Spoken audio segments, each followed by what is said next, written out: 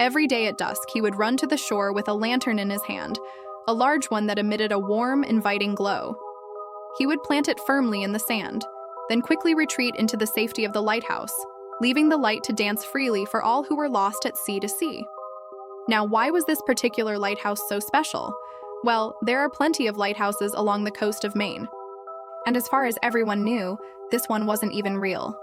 At least not in any official records or charts of the coastline.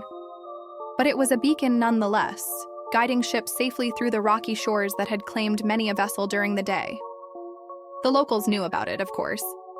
They had seen the mysterious light for years, but no one really spoke of it, not even amongst themselves.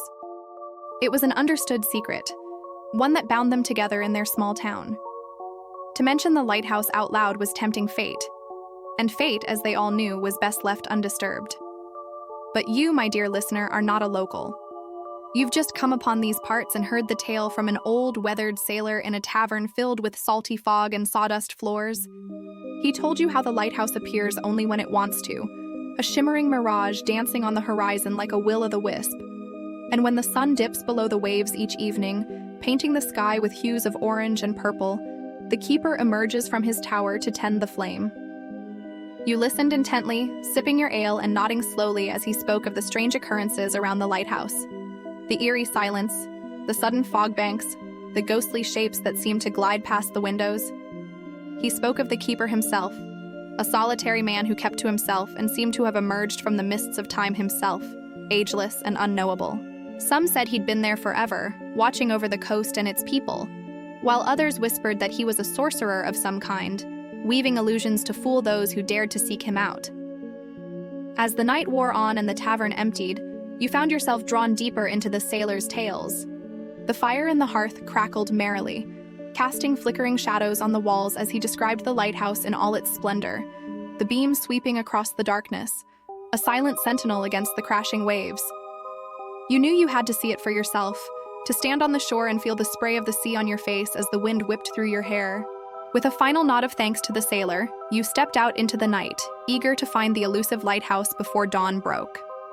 And so, armed with nothing but the fading tales of the old sailor and the memory of his descriptions, you set out along the coast in search of the enigmatic lighthouse. The path was long and winding, leading you through thickets of thorny bushes and over rocks slick with sea spray. As the first hints of daylight began to appear, you quickened your pace, your heart pounding in your chest. Then, just as the sky began to lighten, you saw it, a faint glow shimmering in the distance. With renewed energy, you raced toward the light, crashing through the undergrowth until you burst out onto a stretch of beach. There, rising majestically from the dunes, stood the lighthouse, its white paint peeling like sunburnt skin, and its windows dark and lifeless. For a moment, you stood mesmerized by its beauty, the rugged stone and metal seeming to glow with an otherworldly light. Then, as if awakening from a dream, you realized that you were not alone.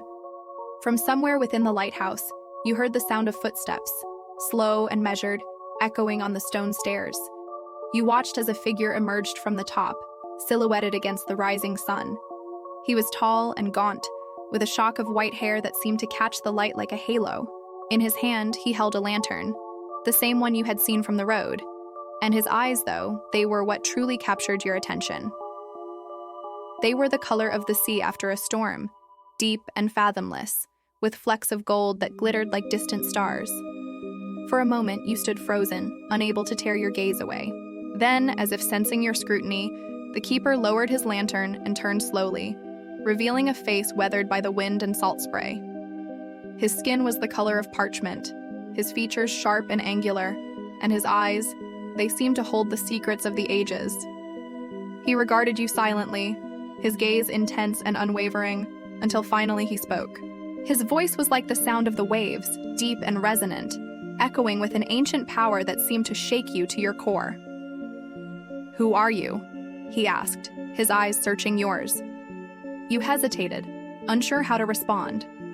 You were no one, yet you felt as though you had known him in another life, in a time before memory. As if reading your thoughts, the keeper sighed and stepped down from the stairs. "I know who you are," he said softly, "or rather what you could be." He gestured toward the sea with a sweep of his arm. "This place holds many secrets, secrets that have been whispered on the wind for centuries.